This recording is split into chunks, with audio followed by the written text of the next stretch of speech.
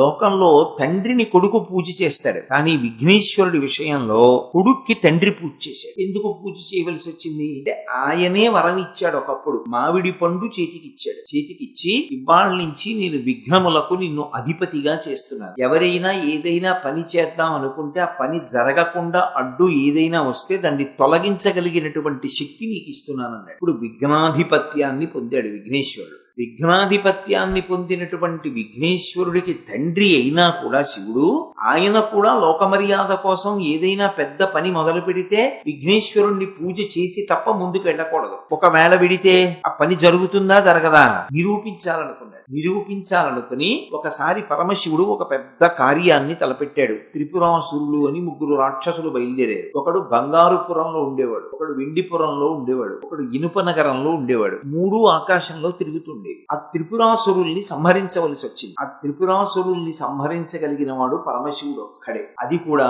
ఒక్క బాణంతోటే చంపాలి. అది వాళ్ళకి వరం. అది కూడా ఇత పూర్వం ఎక్కడా లేనటువంటి రథం ఎక్కి, ఇంతకు పూర్వం లేనటువంటి ధనస్సు చేత్తో పట్టుకుని, ఇంతకు ముందెన్నడూ వాడనటువంటి బాణం పెట్టి కొడితే 100 సంవత్సరములకు ఒక్కసారి ఆ 3 పురములు ఒక సరళ రేఖలోకి వస్తాయి, ఒక్క గీతలోకి వస్తాయి. అప్పుడు దేవతా సార్వభౌముడైనటువంటి వాడు బాణం విడిచిపెడితే ఆ బాణపు దెబ్బకి మేము పడిపోతామని వాళ్ళు వరం పుచ్చుకున్నారు. ఇప్పుడు ఆ త్రిపురాసురుల్ని సంహరించాలి. లోకంలో ఎక్కడా లేనటువంటి రథం ఒకటి కావాలి. ఎక్కడి నుంచి తీసుకొస్తారు రథం అంటే భూమిని అంతటినీ రథంగా మార్చి సూర్యచంద్రులు ఇద్దరిని దీనికి చక్రాలుగా పెట్టారు. వేదములను గుర్రాలుగా చేశారు. ప్రణవాన్ని, ఓంకారాన్ని ఆ గుర్రాల్ని తోలేటటువంటి కొరడాగా చేశారు. చేసి సరస్వతీదేవి ఆ వింటికి కొరడాకి తాడుగా మారింది. సాక్షాత్తుగా చతుర్ముఖ బ్రహ్మగారు కూర్చుని ఆ రథాన్ని తోలుతున్నాడు. పరమశివుడు లోపల కూర్చుని ఆ త్రిపురములను కొట్టడం కోసం ఇంతకు ముందు లేని ధనస్సు పట్టుకోవాలి.